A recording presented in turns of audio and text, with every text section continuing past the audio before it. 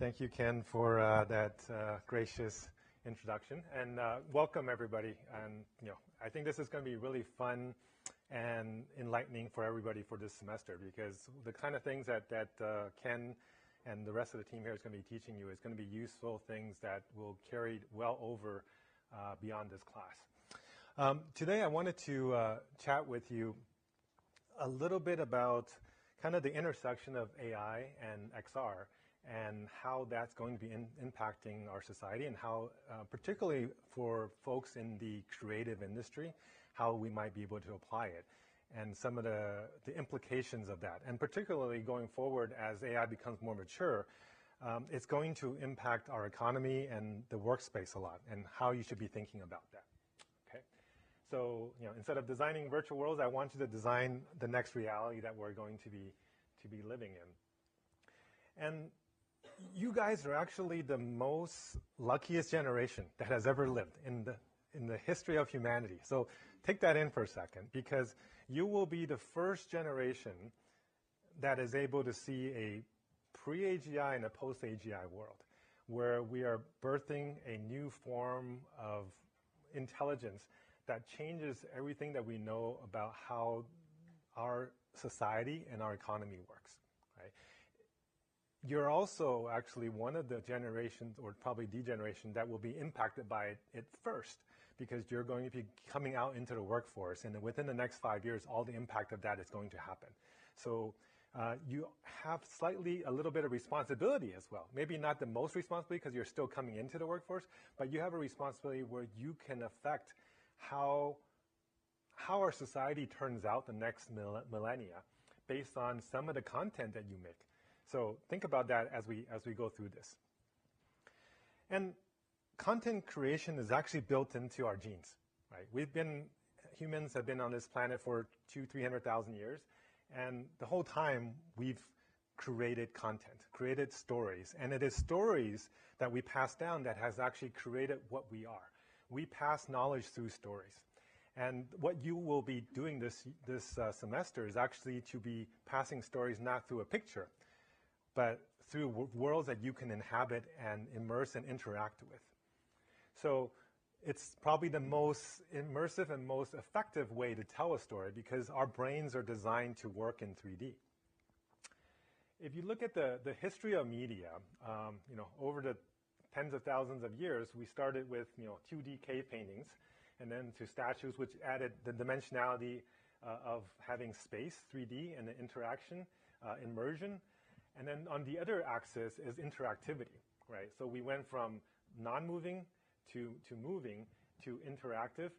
And kind of where we're headed to in terms of medium, the ultimate media is actually virtual reality. And the ultimate of virtual reality is something that we actually do every night, is we go and have a dream, right? Where you're not wearing any device, but you can go into a world that you cannot tell the difference between real and unreal until you wake up. And that's kind of where this technology will take us over time.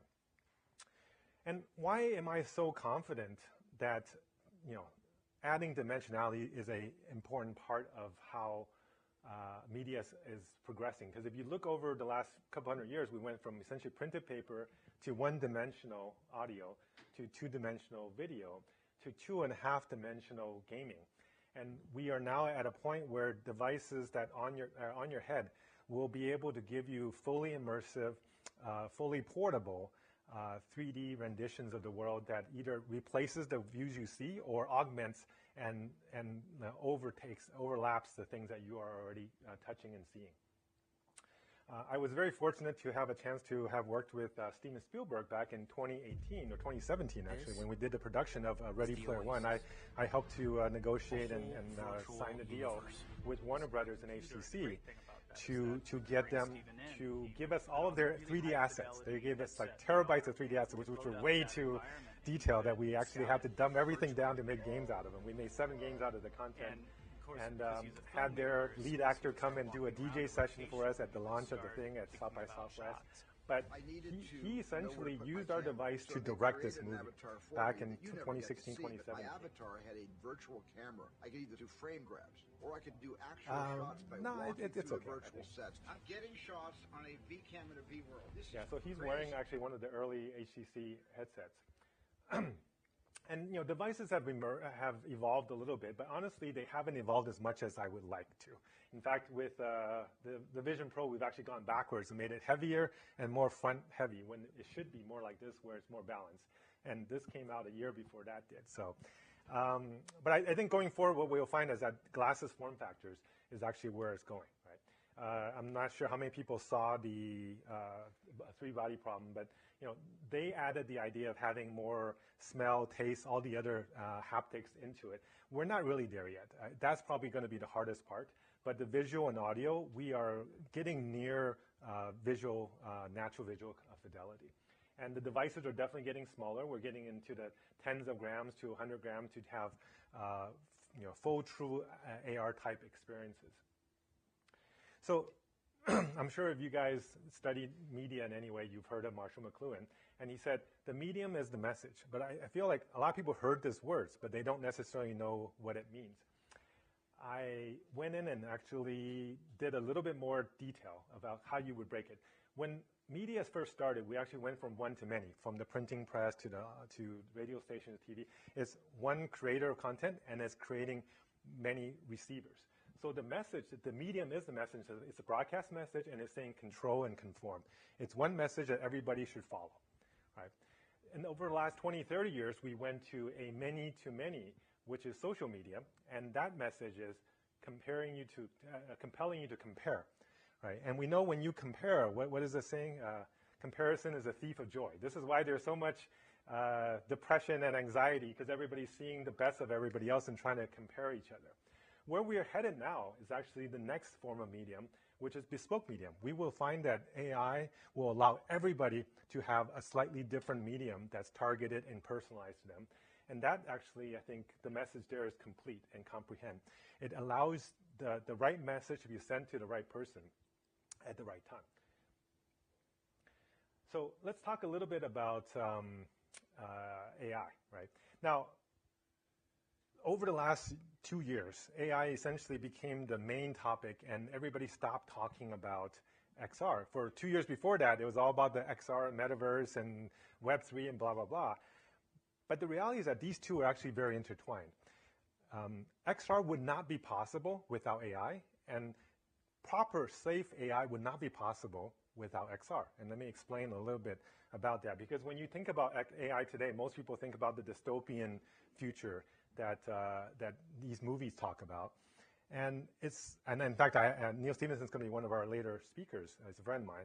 And I asked him over lunch, I was saying, why does everybody write dystopian novels? He goes, because utopian novels are boring, right? There's no challenge, there's nothing to overcome, there's no journey, everything is beautiful. And that's boring, right? That's why people write. But that doesn't mean that we have a sentence to have to live in a dystopian world. We actually have a chance to live in something much more positive. But everything about XR today, whether it's the hand tracking, the spatial awareness, the content generation, it all relies on AI to make that happen. And going forward, for AI to be well trained, it has to understand the world. It has to have a world model, and that's what XR provides to it. For all those people that are going to have their jobs displaced, XR is going to be an amazing way to retrain them, to educate them, right? For ability to train and test safe AI, actually XR and virtual simulations will be one of the best ways to tell if one of these AIs could actually go bad in the future. Right? If you talk to AI safety people, they say, oh, it's really hard to align AI. Why? Because we only get one chance to align AI. If we don't, we're all dead. Right? That's what people. I actually don't believe that. I think what we can do is actually create virtual worlds that simulate the entire world that we live in. Put versions of AI into different worlds and let it run for 1 year, 100 years, 1 million years, and see if they go bad. See what happens when you give them power. See what happens when you take away power, when you take away resources. How would they react? Then we really know which are the ones that are pro-social. Right? So if you look at AI, everybody today talks about Gen AI. Gen AI is actually just a subset of AI, and it's actually also actually probably a subset of narrow AI and tool AI, right? And what we will find is that over the next few years, we're now at agentic AI, where there's ability for AI to do more complex tasks. Soon, there's something called sovereign AI, which is something where different countries have their own AI models that are focused on the culture and the priorities of those countries. And then we have, did we skip some slides? I feel like we skipped. No, this is coming. Okay. And then we have AGI and ASI, which is artificial general intelligence and superintelligence, which are AI that is as smart as people, or as superintelligence would be as all people combined. Right? And these type of different technology is now allowing us to essentially, from a prompt or a picture, create videos. Right? And no matter whether they're Chinese models or American models or European models, they're all getting very similar in their capabilities now. And it allows anybody to be a creator, anybody to be a filmmaker, anybody to be a musician. And also, you're now able to create 3D models that look and feel real and interact with you in real time. So can somebody tell me which one of these objects on this table is real and which one is AI generated? They're all AI generated, right? So this is filmed from a headset, and now people are using this to create virtual memories, where you might film a certain occurrence in your family, tie it to a particular location, and instead of just looking at pictures, you can actually look at something happening in the real place that you had experienced. You also now have tools that give you full control of lighting and weather and interactivity. That these models, they look photorealistic, but these are all computer generated in real time. And if I want to change the weather, I want to change the time of day, I want to change the flow of the water or how many birds, all of that is possible. So content creation is so much easier than what was possible. And all of this is in 3D, so you could change the camera angle to whatever you would like.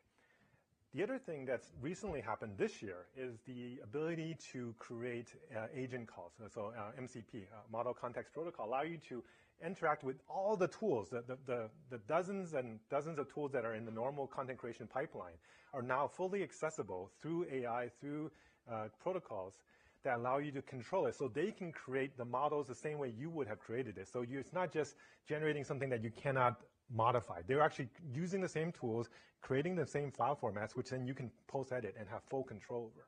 Right? So somebody would just type in what they want. That model would then call up Unity or Unreal or whatever they want, and Blender, and be able to create these things and have it be accessible to you. There are now also real-time.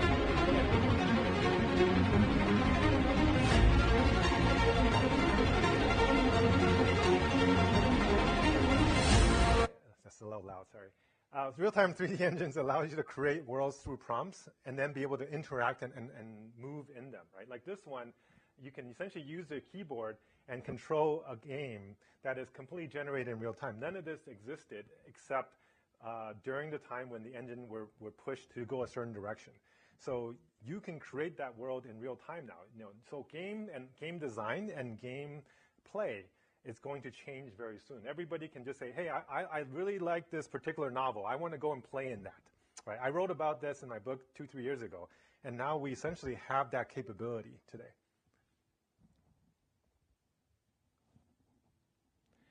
So one of the most immersive XR experiences I ever had was this thing called Symbiosis. It was a Netherlands company or a studio that built something that I went and experienced probably 2 years ago in South by Southwest, which was a fully immersive experience. Every one of my senses was encompassed, where you put your full body into this suit. They tie you in. There's haptics. There's little bubbles, and then they pump pheromone into your nose, and then in the middle they actually feed you a piece of food, and then you put on a headset and an audio thing. So every one of your senses is essentially replaced with something that the authors of the content wanted to put in front of you. And you have 5 different animals that you can essentially embody. And I chose slime mode, which I thought was the most difficult thing, because it's just like a single cell organism. What can you learn from that? But this was a 45-minute experience where you're tied into something and you could barely move. I was thinking after 5 minutes, this is very uncomfortable. But actually, that was part of the message, is to say, now you are embodied into something that has no limbs and no ability to move. And you're now a slave to something that you were. I was actually on a frog. So the frog was going places, right, which was one of the other animals. But I couldn't. And I started to then actually, my brain started to adjust and say, okay, now I am a single-cell organism. How do I feel? What do I see? How am I living? And how do I perceive my world?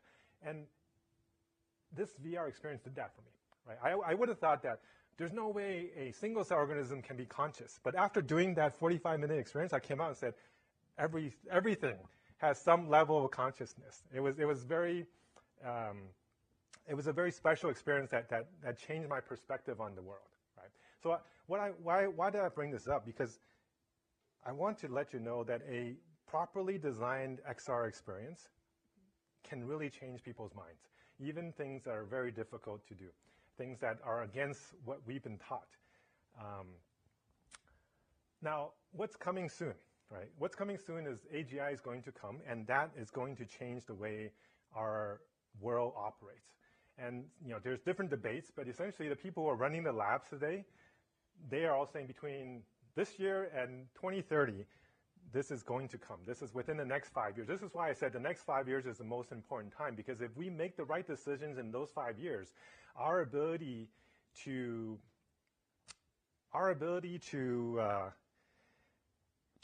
change a trajectory into a way that is positive for our world is going to really make sure that we get onto a path we cannot change out of, right? We want to get into the positive path that we cannot change out of. The other alternative is that we let the default happen, and the default will take us to a darker path.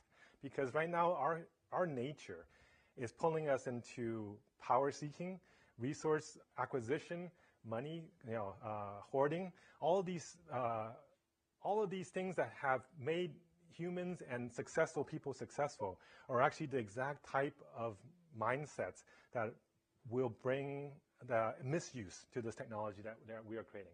A year ago, the average AI was probably in the 80 to 90 IQ, which is below average.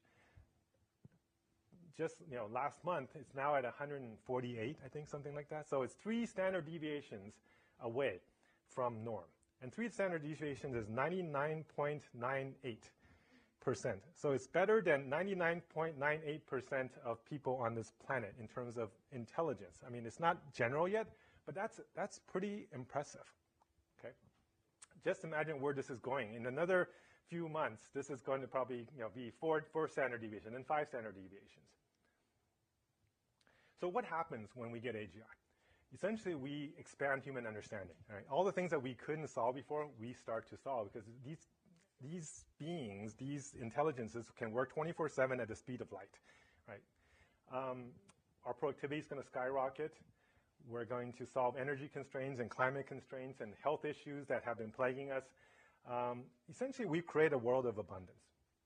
And the sci-fi type of stories that we've been taught and read about for decades. So it's not all good. There's definitely real risks. The risks are, we have misalignment risk. If AI becomes super smart and super powerful, we're in trouble. And if they're not aligned with us, we have issues with job displacement and societal misuse, and all the things that we already talked about with social media. It's going to be 10x or 100x with AI. Okay, bad actors are going to misuse it. I used to work in cybersecurity for a while, and I can tell you, anytime a new technology comes, the first people to use it are the bad actors and the hackers, because that's where the biggest advantage is.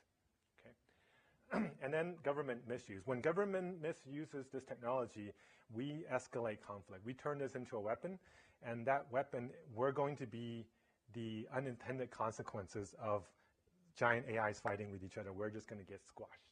Okay, so for those people who don't believe that AI is going to replace all the jobs, just look at what happened to the horses in the 1900s. Okay, it took 30 years for horses to completely be replaced by automobiles.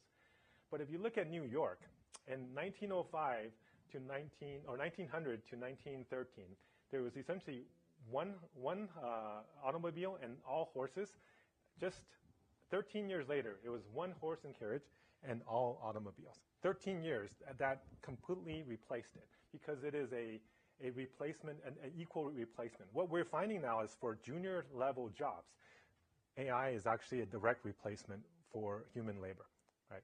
When you graduate,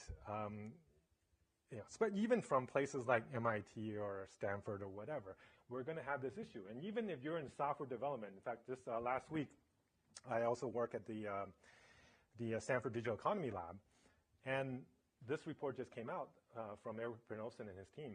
But what it showed is that essentially in 2022, a divergence started to happen. Before, it was never an issue where no matter what age you are, over time people hire more people, right? But in 2022, when OpenAI came and the APIs for AI came, there became a divergence. The senior people just kept getting hired, but junior people became less and less being hired. The middle tier people slower, but it's also reducing, right? And it's pretty much aligned with the capability that it's able to replace. If I can what do new graduates do? They do all the grunt work, the analyst work, the data sorting, the drafting of legal papers, all of that, right? I have friends in the legal industry, and he's like, I'm really afraid for my paralegals because we don't need them anymore, right? And I hear the same thing for consulting industry, for accounting industries, and so I'm not doing this to scare you, but I do want you to realize that within the next 2 to 3 years, it will be increasingly difficult, even for people coming out of places like MIT. In fact, the New York Fed just came out with a research that showed this is the first time in 30 years, that new graduate unemployment is actually higher than total unemployment. Right? It used to be new graduates are the best people to hire. They're cheap, they work hard, you can mold them into anything you want. But now those are the folks that don't get hired. Right? That's something that should be an alarm call for you. Now going to the content creators, a couple years ago, we had the strike in Los Angeles, and people were, they were like, oh, no AI in videos and so forth, and we want to keep our rights. What I think these people have it backwards. The people, the writers and the actors, they actually have it backwards because what's being taken away is actually more empowering to the creators than it is to the studios, right? The studios, why did they exist? Because it costs millions, hundreds of millions sometimes to make a movie. Now it can cost thousands of dollars to make a movie, right? So if you have a good idea, if you have a good story, you can make whatever movie you want and then distribute it online and be the studio. So they need to change their perspective, and rather than trying to hold on to something that is disappearing. Now, I want to introduce kind of two terms for you, occupation and vocation. Too many of us right now are tying our pride, our meaning to life to our work, right? And the word occupation is kind of something that is so important in terms of our career track. What does occupation mean? If you look at the Latin root, it's actually occupatio, which is to occupy something. What are we occupying? We're occupying time. We're essentially saying, I'm going to trade my time for money. Okay. Now, what is the other word? Vocation. Vocation comes from the word vocatio, which is a calling. To be called to do something you love. Actually, most people's jobs, up to about 200-300 years ago, was all about vocation. You essentially found a certain craft and a master, and you learned with them for 10 years, 8 years, and then you went in and did your own thing, right? And that should be something that brings you joy. And the first 70 years of MIT's history, I don't know if you guys know this, we were a vocational school. Okay, so just keep that in mind. So vocation is not a bad word. In a lot of our notions, we think, oh, vocation, that's like blue-collar work. That's like craft. We don't want to do that. I want to be a white-collar worker. Well, the white-collar workers are the first ones that are going to be displaced. But don't feel so bad. So I want you to see a quote from a hero of mine, Picasso. He said, the meaning of life is to find your gift, okay? But here's the important thing. The purpose of life is to give it away. Okay. He didn't say the purpose of life is to get on the cover of Fortune and be a billionaire or a trillionaire, right? So every one of you have skill sets that other people don't have. You have stories to tell that other people haven't seen. Find that gift. Go make it. Go tell it and share it with the world. And don't think about what you get from it. I think that's going to actually make you more authentic and more desired by the people that matter. So, and as a creator, as a content creator, whether you're a movie creator or a world creator or a music creator, we're all creators in some way. And the creators is actually what's creating the future. By creating the idea, in the near future after that, somebody takes that idea and turns a movie or a book or a concept into reality. Right? So when you create movies, pictures, videos, worlds, think about those are the things that are going to come to life in another 5 years, 10 years, or 20 years. So think about that as a responsibility of what your stories will impact, because you will inspire people. So Edward Burr Linton, he said, you probably don't know his name, but you probably know what he wrote once. He said, the pen is mightier than the sword. And what he was saying is that to make worlds change, rather than using force, rather than using a sword, you need to use ideas, use writing to change the world that you want to see. In fact, now we need to slightly update it. The prompt is mightier than the sword, okay? So what do we need to do? What do we need to do to make sure that this heads in the right direction? So we need to educate the public. And as content creation people, that's one of the best things that you could help to do. Get those risks and benefits out to people so they know what's coming. Help to, we need to have an international regulatory body so that AI safety is actually a real concern and really resourced the way it needs to be. We need to fund counter detection for all those bad actors that are coming. We need to retrain the workforce and also provide a global UBI system so that we don't need to depend on selling our art and our creation as our way of making a living. Right? That's really the key, is that the reason that so many people are so tied to saying, don't take my art, don't take my ideas, don't take my pictures, is because that's tied to their livelihood. We need to separate the two. We need to allow the world to go and execute what Picasso said without having to sacrifice the ability to make ends meet. And we need to accelerate a open metaverse infrastructure so that the world can use this technology in a way that we can connect people that are in different parts of the world, connect cultures, learn new skills, and be able to entertain ourselves and find additional ways of creating meaning. And even building worlds is going to be part of this. Okay? And we need a collaborative effort to create the AI that serves everybody as a public good instead of serving a lab or a particular country and be utilized as a tool to create domination.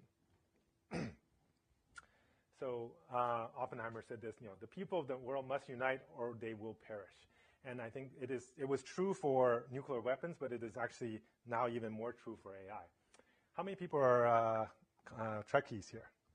All right, there you go. I'm sure you know what the scene was, right? Who knows it? This is First Contact, right?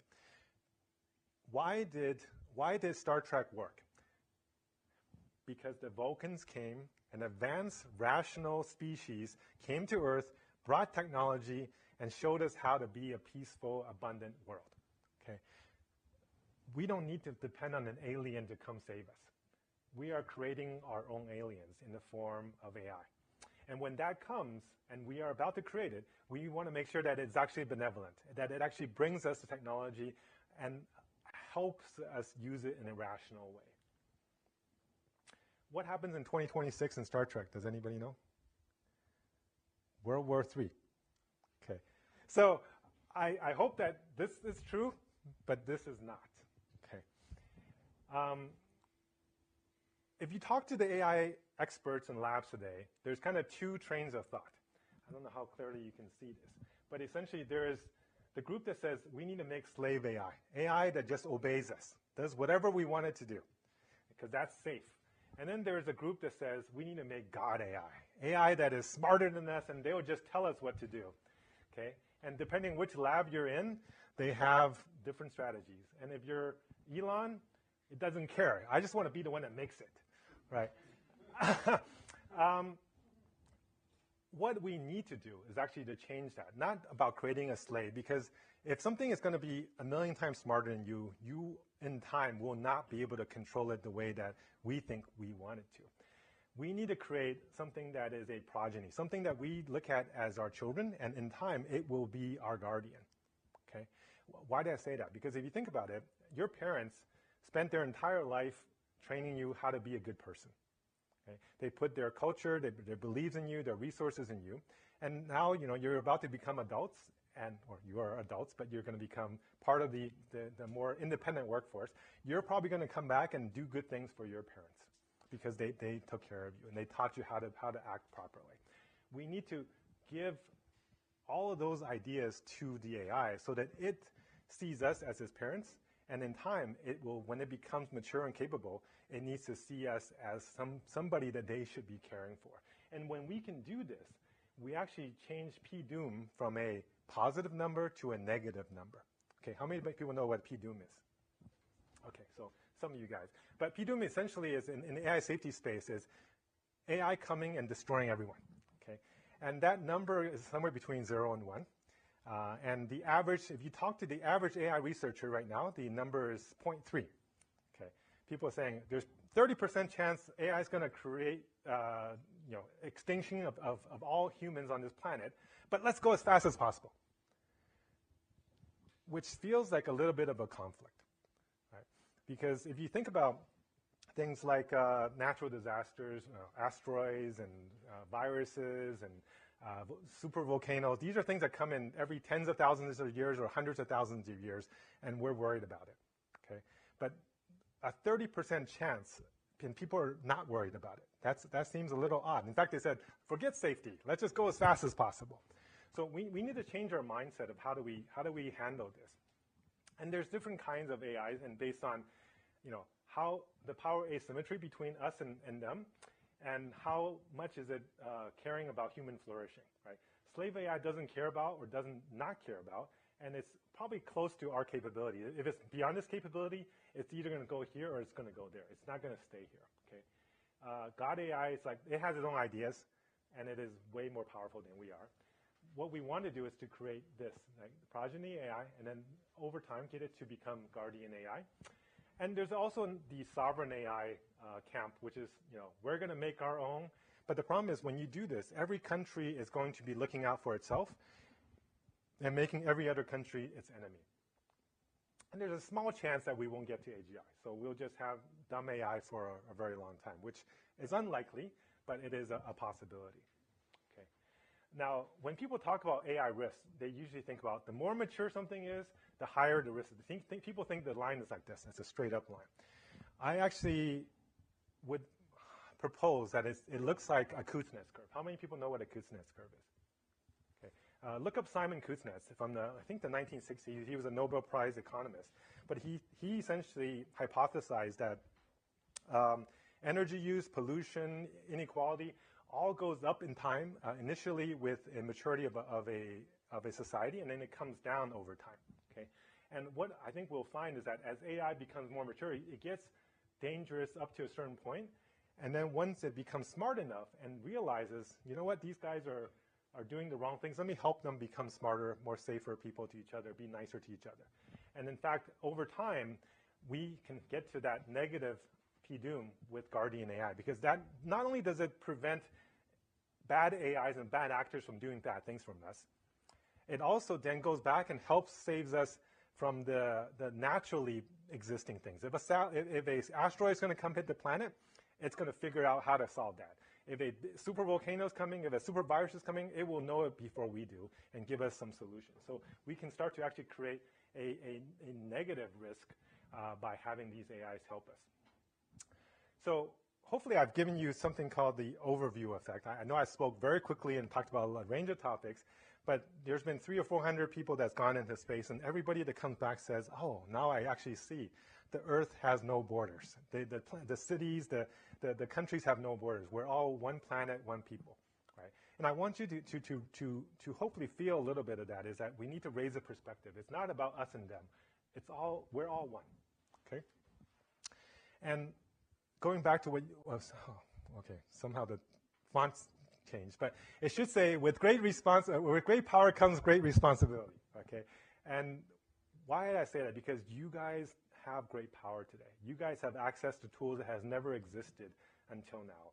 And you have the ability to reach potentially billions of people over the channels that you have access to, right? And with the credentials and the credibility of MIT and Harvard and Berkeley and Wellesley, people will listen to you. So be careful what you make and be intentional what you make. So go and build the worlds you want to live in, because there's a very good chance that those are the worlds that are going to be created. So I think that, and I think Ken wanted me to talk a little bit about I have 3 projects that I am going to try to lead for, because we have something like 10 projects this year. Yeah, at least 10 projects. So there's 3 that I'm going to be working on, and if you want to join these teams, come and find me afterwards. One is called the Bridge to One. So essentially, I'm making an XR experience that is going to be targeted towards lab leaders and government policymakers to help them understand the direction of the things that they are deciding and how it's going to impact the world. So essentially, it's a Christmas carol for the future. Right, Christmas Carol is all about the past, present, and future, and helping the Scrooge understand the wrongs of their past. What I'm trying to do is tell you 3 possible futures that you can create and have them make the decision that take us to that positive future. Okay, and those are the 3 futures. Whether we're talking about the Mad Max, apocalyptic future, the Elysium ultra stratified future, or the Star Trek more utopian future, depending on what policies we make and what actions we take. We will set our path into one of those, and when we do, it will stay there for a long time. This is the Galifi mindfulness city from Bhutan, and this is a country that is very poor, actually one of the poorest in the world, but they're now setting their sights on creating a 1 million-person country or city that is fully carbon neutral and in peace with each other and with nature. This is the kind of things that we would like the world to start thinking about, building things like that. So essentially, it's onboards people, shows them the 3 possible futures based on the types of bills and actions that they make, and then tells them the importance of being symbiotic with nature. And at the end, it gives them a call to action. Because what's more powerful than the call for greed and the call for hoarding of money and power is the pursuit of survival of yourself and your progeny. And we put their name and their children's name into the app, so that the first thing you do when you onboard is to say what's your name and what's your loved one's name. And that's embedded into the story. And we will hopefully help people to viscerally feel what it's like to be in these different futures, so that they can make the right choices. Alvin, have you started to build this yet? Yes. In terms of how much is done and what part you want to It just started about 2 weeks ago. They're building the different infrastructure and assets right now. There's a development studio that's going to be building the on-headset version. What I would like the class to work on is the virtual worlds version. So probably in like a Horizon Worlds or a Roblox or something, where we take those assets, bring it into this multi-user world. Because the one that is being built for the headset is actually to take it to the Capitol building, and I have friends there who said, I will take you to every single office and get these policymakers to put this on so that they can feel the ramifications of their decisions. Right? And we will be able to, we actually, I don't know, I think we're missing a couple slides, but we will also be able to present this at TED, South by Southwest, Davos. So if you are part of this, there's a chance that you may have to or want to go to some of these places. And I'm in touch with Keanu to maybe be the voiceover for the app. So that's another potential bonus. I can't guarantee it yet, but it's a potential bonus. By the way, I should have teed this up a little bit. I strung Alvin's slides together. Part 1 was his overview, and now we're in part 2, where I've asked him to talk about a few of his favorite projects.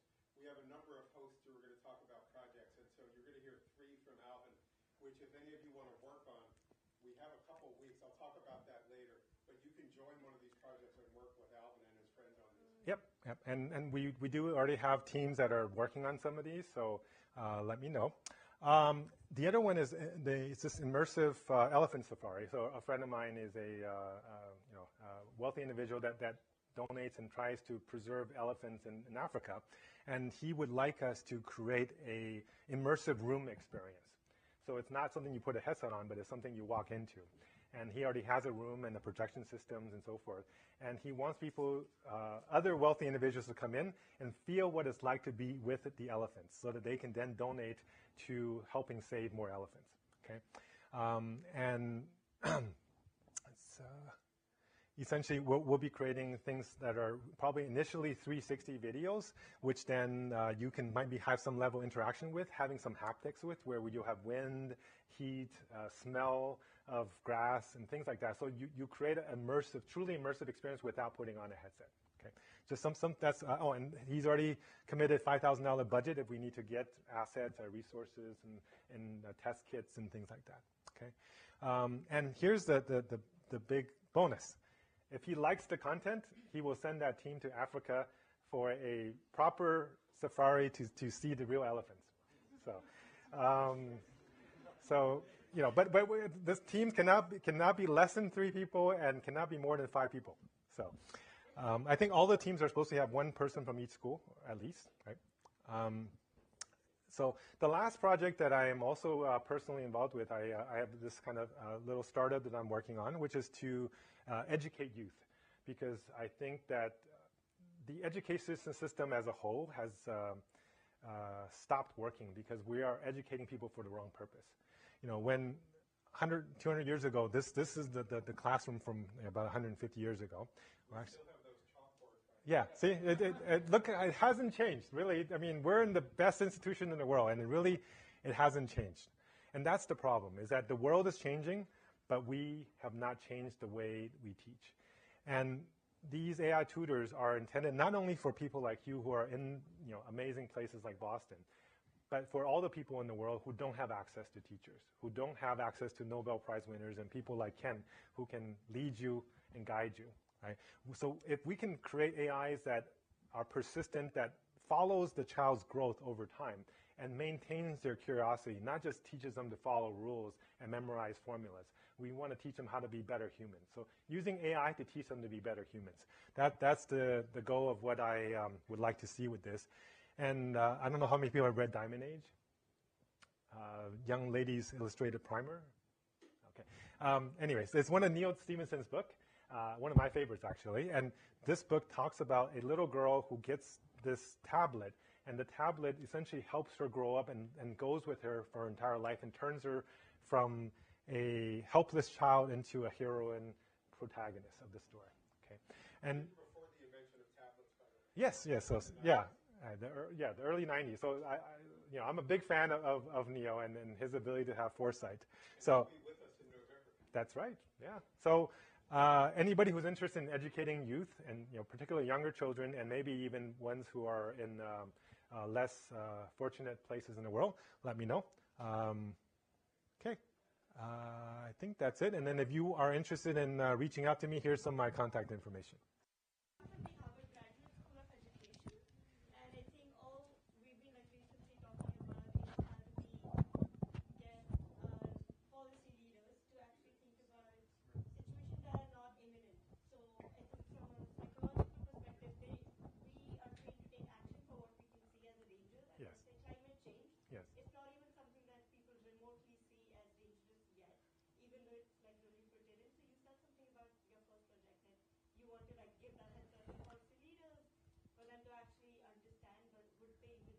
Well, that's exactly why I want to do it in VR.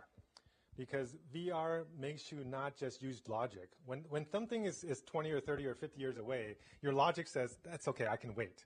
But when you put on a headset and you're now teleported into that future, whether it's 5 years or 2 years or 10 years from now, and you see the world that it's going to look like and feel like, it triggers something in your brain, in the back of your mind that says, this is urgent. Because it is urgent.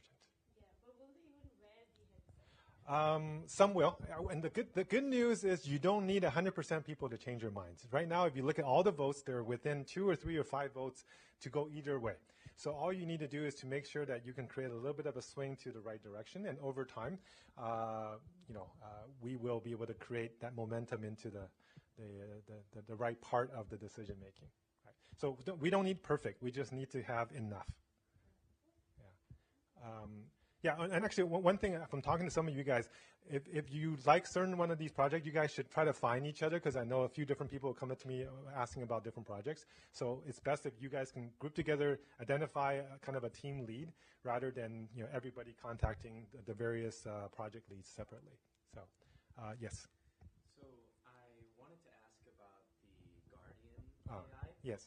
So you say that the purpose of this Guardian AI is to train it as if it was a kid, right, Mm-hmm. that we're raising to be a good person. Yes. Now, the problem, or the question that I would like to pose is, how do we define a universal kid, essentially, with what good is, Yes. right? So there was a paper that came out, I think maybe March of this year, from the Center of AI Safety. And what they found was is a paper called Emergent Global Utility or something like that. But what they found was that the smarter an AI gets, the more data you feed it, the AI will find the emerging utility function within that data set. And the issue with the way we are training our AIs today is that we are giving it a subset of data. When we give it a subset of data, it tries to optimize the good of that system.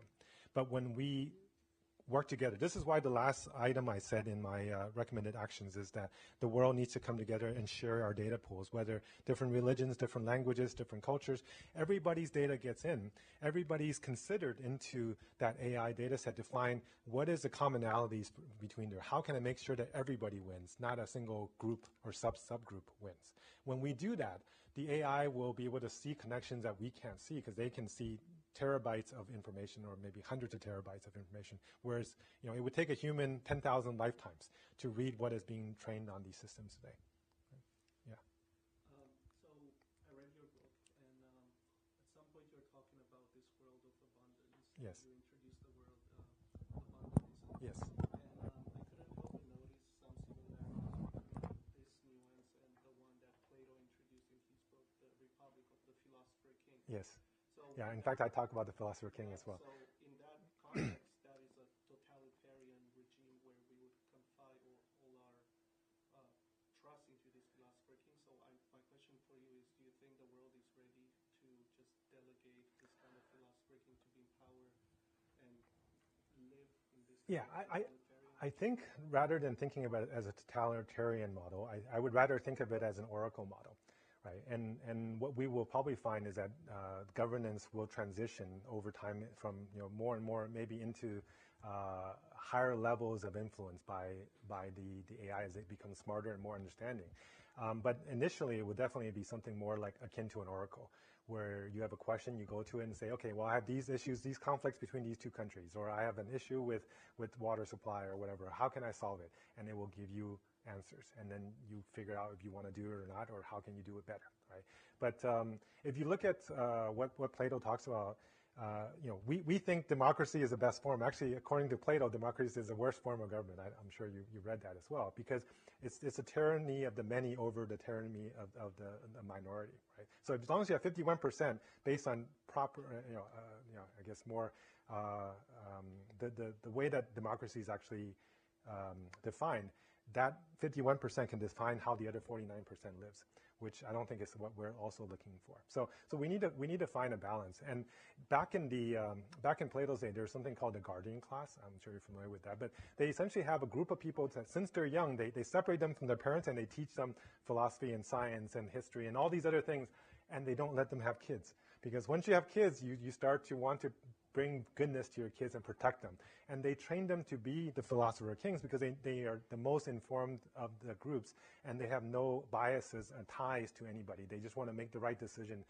benevolently for their city states, right? And I think this is the idea of what we could do with these AI guardians, is that they really, because they are trained on all the world's knowledge, and they don't have a physical body or a gene tied to a particular group of people, that they will not have a preference or bias towards any one group. They just want to make everybody happy and flourish.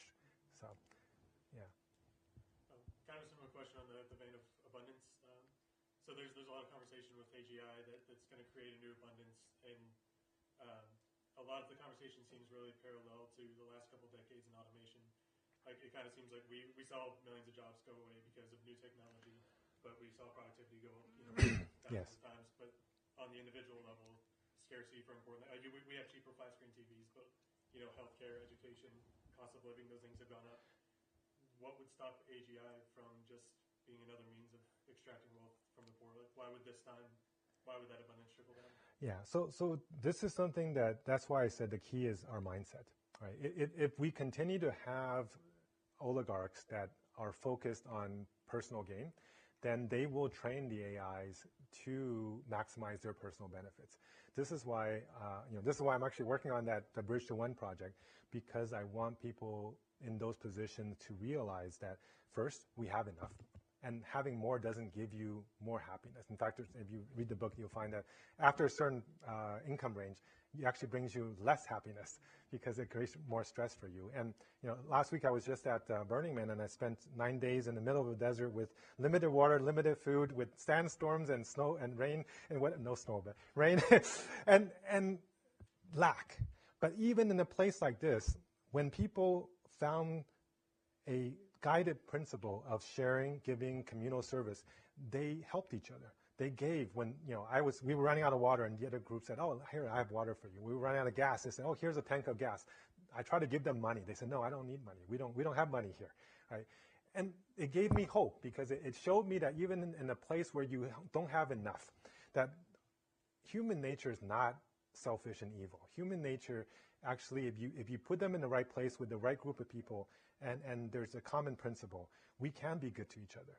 And we just need to change how we think about the world, and the fact that if I have enough, it's okay to give. I don't need 5 houses or a yacht or a private jet. Right? I love the concept of the Bridge to One project, that you really want to bring awareness to our government officials. My question is, do you feel that government is our first line of defense, or the first body that needs to or should regulate AI? Unfortunately, I think they are the only ones that can.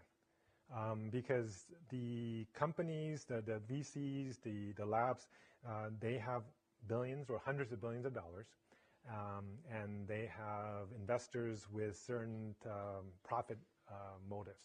And if the government doesn't step in, and we have complete deregulation, which is where we're headed to in the U.S., the job of the CEO and the forces of capitalism will essentially push it to maximize profits. And maximize profits, when you have a superpower in your hands, means that I take as much as possible from any sources that is available. And these systems will be able to do that. And this is what happened with social media the last 10 years or 20 years, is that the systems found how it can addict us to clicking and scrolling and certain echo chambers, and it kept doing that because it makes money for them. So, yeah. I have a question about all of these technologies that we use, AI, VR, they still consume earth energy. Yes. And we promote it through like Spotify, we put our art, we use the helmets, and what do you think? Is it good idea still use it, but use it like with the message that let's change it, or change to sustainable? Yeah. So here's the thing: is the reality is that we are not short of energy. Every day, 5,000 times more solar power is shined on this planet than we can use an entire year. Okay, and with just I think about $1 trillion a year over the next 10 years, just solar energy alone can replace all electric generation in the world. Okay, and that's 1% of global GDP. So energy is not the issue. Clean energy is actually not the issue. It's the will to actually do it. Right now, we put $1 trillion a year in U.S. defense spending. So we're making, for the money that we spend in trying to kill each other, we could actually, within 10 years, have complete energy independence and complete clean energy with just one source, without considering, fusion or fission or geothermal or wind. and all of those will just be additive to this. So energy is actually not the concern. If you have a chance to read the book, there's actually a section that talks about the trade-offs of using these devices. And one trip of going to a meeting or taking a flight is the same as 10 years of using your PC or your headset, right? So it's just by if I could save one trip coming here by doing a virtual session, I would have paid for the carbon output of that for multiple years. Okay, so maybe I should give other people time. We can talk afterwards. So. I have a question, like going back to regulations and governments. And my question is basically, how do you think we should approach the AI regulations in a world separated by borders, and how will you guide the global mindset? So this is why I actually wrote something called the AI Bill of Rights. I don't know if you have a chance, go to my Substack. It talks about this. And the initiative is to say, hey, we need to get a cross-border initiative, essentially a UN Global AI Council, just like we have with the Security Council or the International Atomic Energy Agency, that goes across borders, that helps to manage it, to think about safety as its core initiative versus profitability, which is what the recent AI action plan from the White House was, is how can we go as fast as possible, how can we deregulate everything and make these AI companies be as profitable as possible so that we can get there first and beat China, right? That's the America plan. And it doesn't matter if we're using coal or oil or if we're creating weapons or not, it doesn't matter as long as people are using our AI. And this is the exact opposite of what we need to do as a country and as a species. So, sorry, was there any other? We actually didn't get back to the original questions you had, which is, what world do you want to see? How do you see the world in 20 years? What would you like that world to look like? Can somebody give a little view of that? So, for example, I dance and I juggle, and I want to be able to people to at the same time as I dance and juggle, people can like be inside of my movements or hear the music that I'm creating while I do this, and I think that's my vision of art, that people will be inside of your like. See, like here, this glass has a first-person view camera. So if I was dancing or juggling, somebody can take that stream and see what I see, hear what I hear, and be able to somewhat experience it. They have a full body suit. Maybe there's haptics sensors. So this technology is actually available today. Like the future is here, it's just not evenly distributed, right? So, and if you want to create a project like that, it's actually possible. I know Ken wants to do some haptic projects. Yeah, so if you're interested, talk to Ken and maybe a few other people that are interested in haptic and full body sensing. This might be an interesting project. So, any other? Well, I think right now it's a pretty amazing time because you can learn anything by watching on YouTube. Like people have done tutorials, but to be able to, in 20 years, I think people will probably be able to experientially learn anything in a simulated environment, which will be like leaps and bounds above what they can do right now. Yeah, and that's part of what I'm trying to do with that AI tutor project. Initially, it will start more on 2D screens because that's what's available to everyone. But that goal of that within 5 years is to make it accessible to glasses form factors so that you have immersive learning in addition to personalized learning. Yes. About this AI tutoring project, do you envision this as a supplementary element to like education, or would this be like a main? So here's the thing: is you guys are very lucky, right? You guys are here. You guys are able to be here with all of these smart people and smart professors. Most of the world don't have that, and for those people, it will be a replacement because they don't have any other choice. But for people with your resources, it could definitely be a supplement that augments what you have. And maybe even for your children in a few years, the idea of going to a place to have education may no longer be necessary. Right? The reality is that you come here not necessarily to learn, because as you said, you could watch YouTube and learn almost everything. You come here because you have a stamp of Harvard or MIT or Berkeley or whatever, right? That's what the majority of why people come here, in addition to the social network that you create, the peer groups that you become friends with, and the professors that you get to know. That's the value that you get, not the knowledge, because the knowledge is already accessible with today's AI. And for people who have the initiative to know what to ask, you don't even need this tutor, because you could learn what you want if you know what to ask. But the problem is that a lot of people don't even have the basis to understand what to ask, and particularly when you're young, even if you know what to ask, people don't have the patience to answer all your questions, right? I don't know if you know, but something between 1 and 5 years old, you ask something like 40,000 questions. But between 5 and 10, you ask like 4,000 questions. So when you start to go into school teaches the curiosity out of children, because the teachers, the first thing they do is, oh, just hold on, we're going to get to that. Or, that's part of, next week's lesson or whatever. And then after a while, you're like, okay, I'm just going to follow the flow. I'm not going to challenge myself. And we want every child to keep that curiosity.